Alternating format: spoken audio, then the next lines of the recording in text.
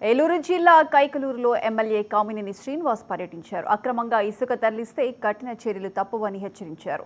కైకలూరులో ఇసుక నిల్వలు అధికంగా ఉన్నాయన్న ఎమ్మెల్యే కొందరు వ్యక్తులు ఈ ప్రాంతం నుంచి ఇసుకను టిప్పర్ల సహాయంతో తరలిస్తున్నారని వెల్లడించారు. హైవే పనులు జరుగుతుండటంతో టిప్పర్లను అనుమతించామని, ఇదే వంకతో ఇతర నియోజకవర్గాలకు ఇసుక తరలిస్తే చూస్తూ ఊరుకోమన్నారు. దూరాభారం వెళ్ళం, మరి ఏలూరు బేవరం వెళ్ళం. ట్రిప్పర్లు అయితే చాలా పెద్ద పెద్ద కంపెనీలకే ట్రిప్పర్లు ఉంటాయి. తవ్వుకునే వాడికి పుడుచుకునే వాడికి కూడా లాభం, కానీ రోడ్లు పాడైపోతాయి. దూరాభారం వెళ్తే ఏం చేయాలంటే 800 మంది ట్రాక్టర్లే అనౌన్స్ చేయమని చెప్పారు. అందుకని 2014-19 మధ్యలో ఓన్లీ ట్రాక్టర్లే తిరిగినాయి. ఆ తర్వాత మీకు తెలుసు, మొత్తం అంతా ట్రాక్టర్లు మానేసి ఓన్లీ ట్రిప్పర్లు జరిగింది.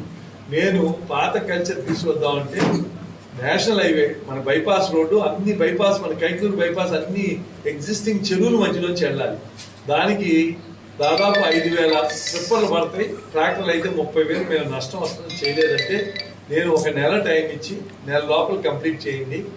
చేసిన తర్వాత మీకు వెరీ క్లియర్, ట్రాక్టర్ అయితే చిన్నాళ్ళు ఎక్కువ మంది రోడ్లు పాడవకుండా దూరాభారం వెళ్లకుండా ఉంటాయి. ట్రిప్పర్లు అయితే చాలా పెద్ద వాళ్ళు, తవ్వే వాళ్ళకి కూర్చునే వాళ్ళకి లాభం, కానీ దూరాభారం వెళ్ళిపోతే ఏలూరు భీమవరం అంటే రోడ్లు, మనకి రోడ్లు చాలా ఎక్కువ ఫండ్స్ వచ్చినాయి. ఆ రోడ్లు పాడైతే ఇంకోసారి ప్రభుత్వం ఉన్న పరిస్థితుల్లో ఇచ్చే పరిస్థితి లేదు.